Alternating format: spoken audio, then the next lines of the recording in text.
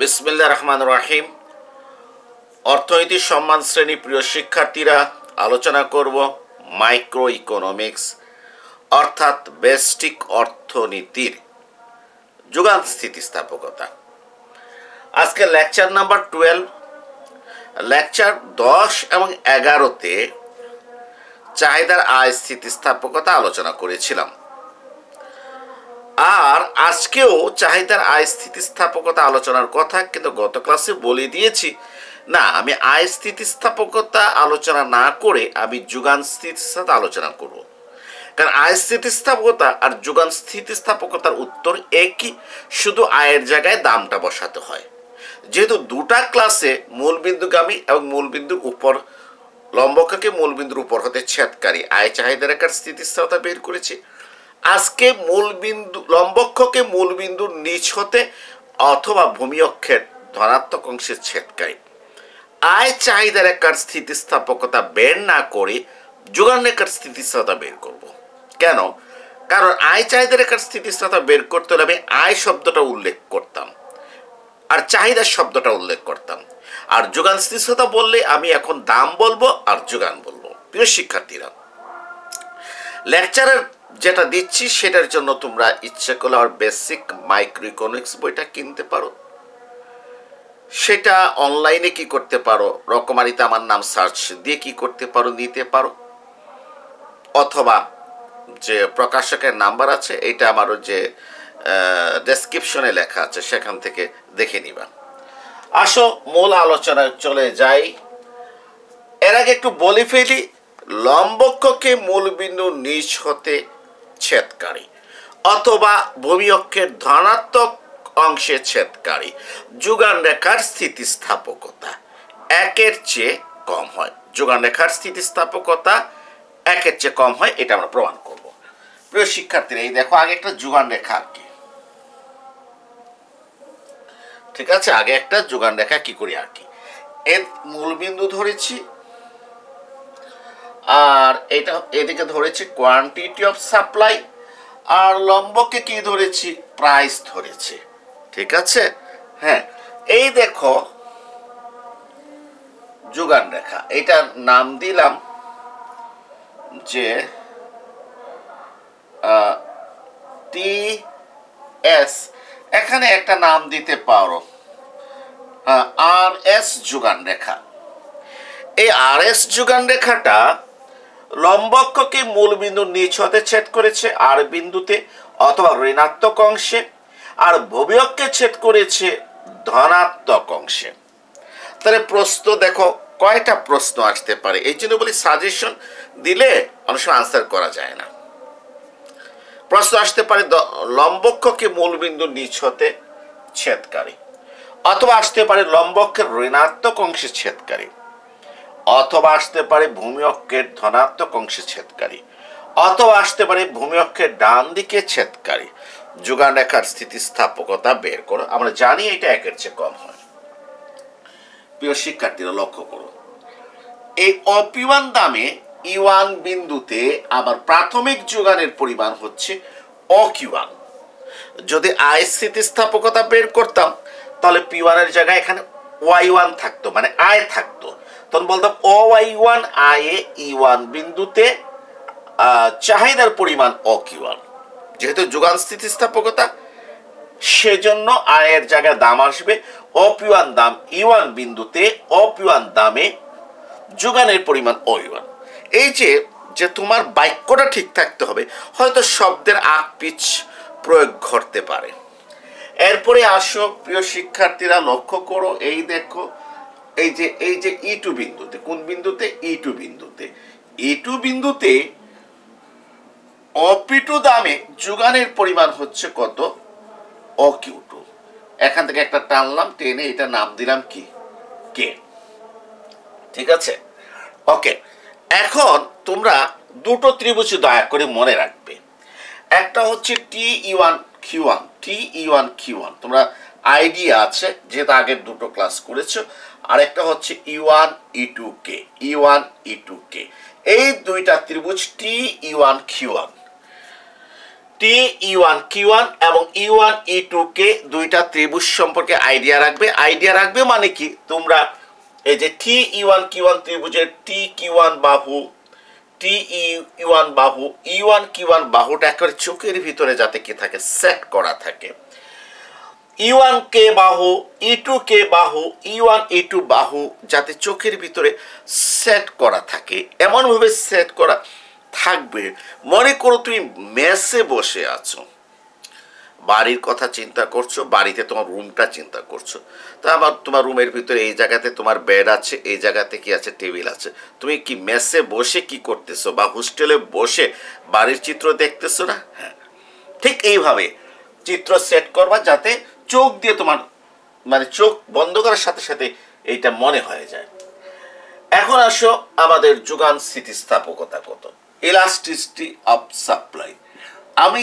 বলেছি যে স্থিতিস্থাপকতা নির্ণয়ের একটা সূত্র আছে সেটা হচ্ছে ডি অধীন চলক ডির জায়গায় ইচ্ছে করলে আমি ডেল প্রতীক ইউজ করতে পারি ডেল অধীন চলক মানে কি কিউ এখানে দাম হচ্ছে স্বাধীন চলক ডেল পি অথবা তুমি ইচ্ছে করলে এই ডি প্রতীকটা ইউজ করতে পারো ঠিক আছে ইনটু কত যে পি বাই কিউ এখানে আমার ডেল পিটা টেন্স টু জিরো ডেল পিটা টেন্স টু কত জিরো মানে দামের পরিবর্তন খুবই কি সূক্ষ্ম আমরা ধরেছি ঠিক আছে এটা হচ্ছে আমাদের ইলাস্টিসিটি অফ সাপ্লাই এখন প্রিয় শিক্ষার্থীরা একটু দেখো তো elasticity of supply del P মানে কি দামের পরিবর্তন প্রাথমিক দাম ছিল OP1 পরবর্তী দাম হচ্ছে OP2 তার দামের পরিবর্তনটা কিভাবে বের করি সেটা বের করার সিস্টেমটা হচ্ছে পরবর্তী দাম হতে প্রাথমিক দামটা বিয়োগ করতে হবে অর্থাৎ তুমি যদি ডেল পি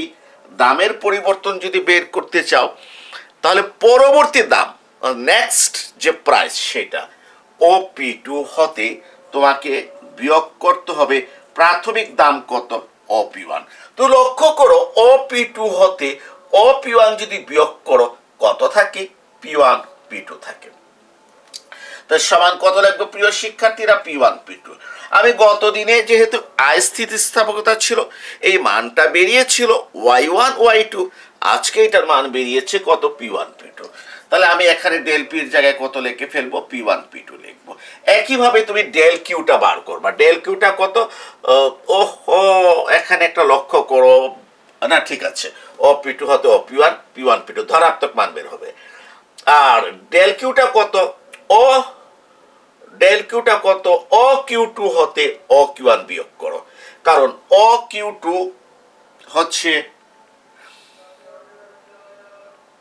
হ্যাঁ পরবর্তী যোগান এই আর এটা থেকে প্রাথমিক যোগান OQ1 বিক্রি করেছি থাকে Q1 Q2 অর্থাৎ এটা হচ্ছে Q1 Q2 P হচ্ছে কি প্রাথমিক দামটা হচ্ছে E1 বিন্দুতে OP1 OP1 হচ্ছে প্রাথমিক দাম ঠিক আছে OP1 আর প্রাথমিক চাহিদার পরিমাণ হচ্ছে E1 বিন্দুতে OQ1 সাবধান ভুলে কিন্তু TQ1 লিখবে না E1 বিন্দুতে মূল বিন্দু হতে ভূমি দূরত্ব হচ্ছে OQ1 অতএব প্রাথমিক চাহিদার পরিমাণ হচ্ছে OQ1 ডট ডট দিয়ে স্যার এটা কি করবেন 1 নাম্বার দিয়ে দিবেন না 1 নাম্বার দেওয়ার এখনো সময় হয় নাই আমি সরি 1 নাম্বার দেওয়ার এখনো সময় হয় নাই এখন তুমি কি করবা জানো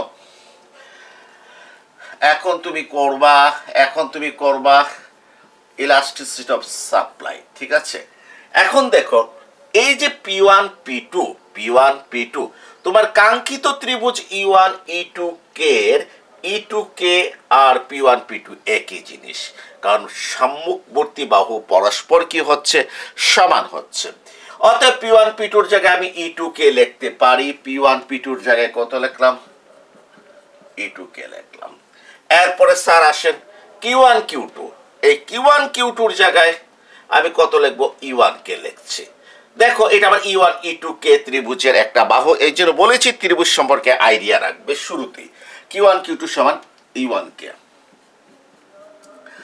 ঠিক আছে E1K হ্যাঁ কিভাবে সুন্দর করে লিখতে হবে পরীক্ষাতে বইতে উল্লেখ আছে ঠিক আছে দেখে নিতে পারো ওকে আবার যে কি যেন বলছি যে হ্যাঁ এখানে অ_পি_ওয়ান এর জায়গায় E1Q1 লিখবে। কেন? E1Q1টা আমার কাঙ্ক্ষিত ত্রিভুজ T E1Q1 এর একটি বাহু, অতএব অ_পি_ওয়ান এর জায়গায় আমি E1Q1 লিখছি। এবং এই আজকে 12 নম্বর লেকচার, 10 নম্বর লেকচার, 11 নম্বর লেকচার, 12 নম্বর লেকচারের ভিত্তিটা কিন্তু কি একই, সেম। এরপর আমার প্রাথমিক যোগানের পরিমাণ হচ্ছে অ_কিউ1, অ_কিউ1 যা আছে তাই থাকবে। তোমরা ভালো করে লক্ষ্য রাখবে, প্রত্যেকটা লেকচারে কিন্তু অ_কিউ1 যা ছিল তাই থেকেছে, ঠিক আছে, যা ছিল তাই থেকেছে।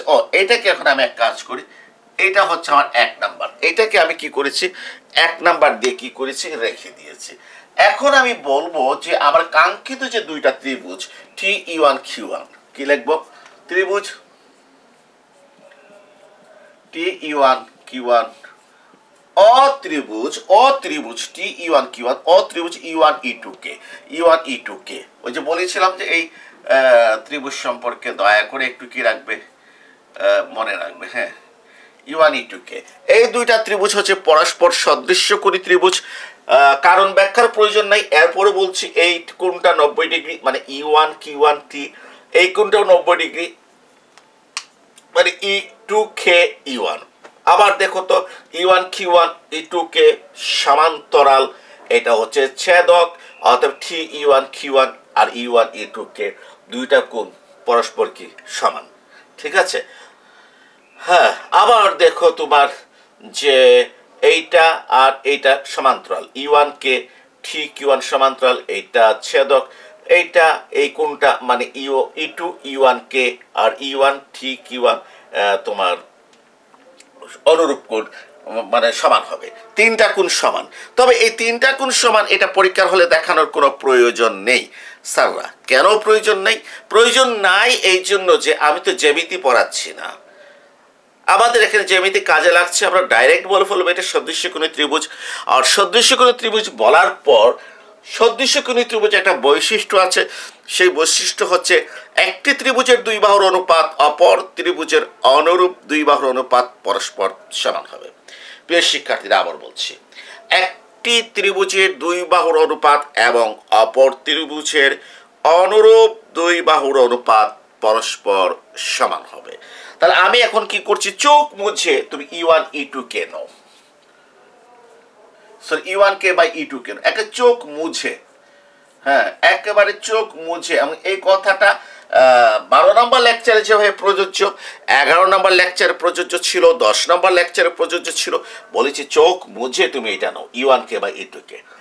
এখন এই E1K বাই E2K হচ্ছে E1E2K ত্রিভুজের দুইটি বাহুর অনুপাত। দুইটি বাহুর ভিতরে একটা হচ্ছে E1K, একটু ভালো করে মনে রাখো, আরেকটা হচ্ছে E2K, এই দুইটা বাহুর অনুপাত। তাহলে এখন অপর ত্রিভুজ হচ্ছে কোনটা? T_E1Q1, T_E1Q1 এর অনুরূপ দুই বাহুর অনুপাত, স্যার অনুরূপ, হাইলাইট করেন, অনুরূপ মানে সেম দুই বাহুর অনুপাত পরস্পর সমান। অনুরূপ দুই বাহু কোনটা? E1K এর অনুরূপ হচ্ছে T_Q1, E1K টা ভূমি অক্ষের সমান্তরাল, T_Q1 টা ভূমি বরাবর, অর্থাৎ দুইটা মিল আছে, অতএব E1K এর জায়গায় কত লিখবো স্যার? T_Q1 লিখবো। E2K তো দেখো লম্ব বরাবর, তাহলে এখানে লম্ব বরাবর E1Q1 আসবে, সো E2K এর জায়গায় আমি কত লিখবো? E1Q1। এরপর লিখবো উপরোক্ত মান 1 নং এ বসিয়ে পাওয়া যায়। স্যাররা কি লিখবো? উপরোক্ত মান 1 নং এ বসিয়ে পাওয়া যায়, 1 নং এ বসিয়ে পাওয়া যায়। এই মানটা আমি কোথায় বসাবো? 1 নং এ বসাবো। আসো, elasticity supply equal to E1K by E2K, এই যে E1K বাই E2K এর মান পেয়েছি T_Q1 by E1Q1, T_Q1 by E1Q1 into এই মানটা আমি কি করলাম? বসিয়ে দিলাম, ঠিক আছে। এরপরে এখানে যা আছে তাই লিখতে হবে, আমি তো এই মানটা বসিয়েছি, এটা যা আছে তাই লিখতে হবে। 1 নম্বরে E1Q1 বাই অ_Q1, E1Q1 বাই অ_Q1, E1Q1 বাই অ_Q1, ঠিক আছে। এখন দেখো প্রিয় শিক্ষার্থীরা, এটা কাটাকাটি যাচ্ছে, সুতরাং ইলাস্টিসিটি সাপ্লাই ইকুয়াল টু উপরে হচ্ছে কত? T_Q1, নিচে কত হচ্ছে? অ_Q1। ওকে, এইটা হচ্ছে আমাদের 2 নাম্বার। এখন এই 2 নাম্বার থেকে আমরা খুব সহজে সিদ্ধান্তে পৌঁছে যাচ্ছি। সেটা কি, চিত্রের দিকে আমরা ভালো করে তাকাই, ভালো করে আমরা তাকাই যে ও কিউ1 আর টি কিউ1, এইটা হচ্ছে ও কিউ1, এখান থেকে এতটুকু, আর এখান থেকে এতটুকু, সরি, আর এখান থেকে এতটুকু হচ্ছে টি কিউ1। তো বলো তো ও কিউ1 বড় না টি কিউ1 বড়? এইটুকু হচ্ছে টি কিউ1 আর এতটুকু হচ্ছে ও কিউ1। চোখ যদি পরিষ্কার থাকে তাহলে ডেফিনেটলি ও কিউ1 গ্রেটার দেন টি কিউ1। কেউ এইভাবে লিখতে পারে অথবা কেউ এইভাবে লিখতে পারে টি কিউ1 স্মলার দেন ও কিউ1। দুটার ভিতরে কি কোনো পার্থক্য আছে? স্যার কোনো পার্থক্য নাই। এখানে বলছি ও কিউ1 গ্রেটার দেন টি কিউ1, মানে ও কিউ1 বড়। এখানে বলছি টি কিউ1 স্মলার দেন ও কিউ1, টি কিউ1 ছোট, মানে অটোমেটিক কে বড় হয়ে গেল? ও কিউ1 বড়। তাহলে আমরা চিত্র হতে দেখছি যে টি কিউ1 এর চেয়ে ও কিউ1 বড়, ও কিউ1 বড়। তাহলে একটা ভগ্নাংশের যদি লবের চেয়ে যদি হর বড় হয়, লবের চেয়ে যদি হর যদি বড় হয়, তাহলে অবশ্যই ইলাস্টিসিটি অফ সাপ্লাই স্মলার দেন 1 হবে। ইলাস্টিসিটি অফ সাপ্লাই স্মলার দেন 1 হবে। অর্থাৎ একটা ভগ্নাংশের যদি লবের চেয়ে যদি হর যদি বড় হয়, তাহলে স্থিতিস্থাপকতার মান 1 এর চেয়ে কম হবে। তাহলে আমরা কি বলবো? চিত্র হতে দেখা যায় যে ও কিউ1 গ্রেটার দেন টি কিউ1, অর্থাৎ 2 নং অনুযায়ী যোগানেকার স্থিতিস্থাপক 2 নং অনুযায়ী ইএস স্মলার দেন 1 হবে। অর্থাৎ লম্ব অক্ষকে মূলবিন্দু নিচ হতে ছেদকারী, অথবা ঋণাত্মক অংশে ছেদকারী, অথবা ভূমি অক্ষের ধনাত্মক অংশে ছেদকারী, অথবা ভূমি অক্ষকে মূলবিন্দু ডান দিক হতে ছেদকারী যোগানেকার স্থিতিস্থাপকতার মান 1 এর কম হবে। ঠিক একইভাবে মূলবিন্দুগামী যোগানেকার স্থিতিস্থাপকতার মান হচ্ছে 1 এর সমান, আর লম্ব অক্ষকে মূলবিন্দুর উপর ছেদকারী যোগানেকার স্থিতিস্থাপকতা হচ্ছে 1 এর কি বেশি। ওগুলো ঠিক আয় চাহিদা রেখার অনুরূপ। কি আনসার? তো প্রিয় শিক্ষার্থীরা, আসলে 10, 11, 12 এই 3টা লেকচারের মাধ্যমে মূলবিন্দুগামী এবং লম্ব অক্ষকে মূলবিন্দুর উপর হতে ছেদকারী এবং লম্ব অক্ষকে মূলবিন্দু নিচ হতে ছেদকারী, একই সাথে আয় চাহিদা রেখার স্থিতিস্থাপকতা এবং যোগানেকার স্থিতিস্থাপকতা আলোচনা কি হয়ে গেল? শেষ হয়ে গেল। ঠিক আছে, আমি একটা বিষয় বলছি যে দয়া করে পরীক্ষা পাশের জন্য পড়ে লাভ নাই। এই জ্ঞানগুলো একটু কি করে নিয়ে যান। যখন মাস্টার ডিগ্রি শেষ করবেন তখন কিন্তু বেসিক বিভিন্ন প্রশ্নগুলো আপনাকে জিজ্ঞেস করবে। সেক্ষেত্রে যদি উত্তর যদি না থাকে, তাহলে একটি সাদা কাগজ আর আপনার সার্টিফিকেট কোনো পার্থক্য নেই, দুইটাই কাগজ। আপনার সার্টিফিকেটে যেটা লেখা থাকবে সেটা যাতে আপনার মাথার ভিতরে যাতে কি হয় থাকে, যাতে অর্জন হয়, তাহলে ইনশাল্লাহ আপনি কখনো বেকার বসে থাকবেন না। আমার প্রিয় শিক্ষার্থীরা, তোমরা ভালো থেকো। আরও নতুন নতুন ক্লাস নিয়ে আসবো। আর বন্ধু বান্ধব ক্লাসমেট যারা আছে তাদের কাছে ক্লাসটা কি করতে পারো, শেয়ার করতে পারো।